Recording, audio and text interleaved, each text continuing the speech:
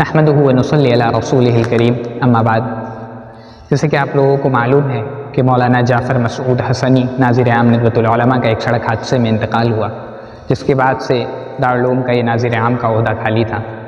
تو اس پر مجلس نظامت نے اتفاق رائے سے مولانا عمار حسنی ندوی کو اس عہدے کے لیے منتخب کیا۔ مولانا محمد الحسنی کے صاحبزادے اور مولانا عبداللہ حسنی صاحب کے برادر خرد اور موجودہ ناظم مولانا بلال عبدالحی حسنی کے برادر اکبر ہیں۔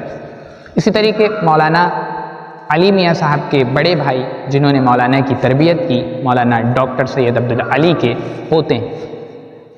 مولانا بہت سی خوبیوں کے مالک ہیں اور مولانا فی الوقت مظہر الاسلام باللوسپورہ کے محتمم بھی ہیں۔ ہم اس فیصلے سے ہم اور تمام ندوی برادری بہت ہی خوش ہیں، اور اللہ تعالیٰ سے دعا بھی ہے کہ اللہ تعالیٰ مولانا کو مزید ترقیات سے نوازیں اور حاسدین کے حسد سے مولانا کی حفاظت فرمائے اور ندوۃ العلماء کو اسی طرح ترقیوں پر گامزن فرمائے، آمین یا رب العالمین۔